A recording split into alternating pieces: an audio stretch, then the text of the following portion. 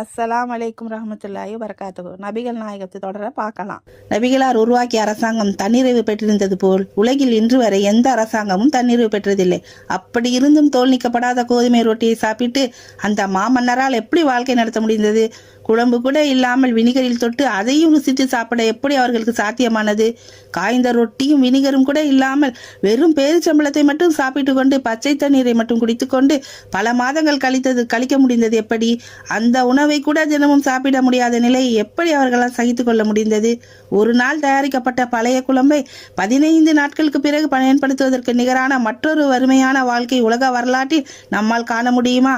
முதலாளியின் பசியை கண்டு அவரிடம் வேலை பார்ப்பவர் பரிதாபப்பட்டு தனது வீட்டிலிருந்து உணவு கொண்டு வந்து கொடுக்கும் நிலையை உலகில் எந்த மன்னரேனும் சந்தித்ததுண்டா? எந்த முதலாளியேனும் சந்தித்திருக்க முடியுமா? காய்ந்த ரொட்டியையும் தொட்டுக்கொள்ள வாசனை ஏதும் இல்லாத உருக்கிய கொழுப்பையும் தமது வேலைக்காரர் வீட்டிலிருந்து வாங்கி பசியை நீக்கிய தலைவர் கற்பனை கதையை கூட காண முடியாது.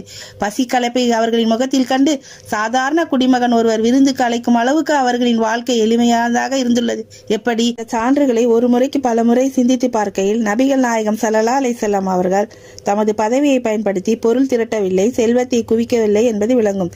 இன்ஷா அல்லாஹ் அடுத்த தொடரில் அவர்கள் உடுத்திய ஆடைகளை பற்றி பார்ப்போம்.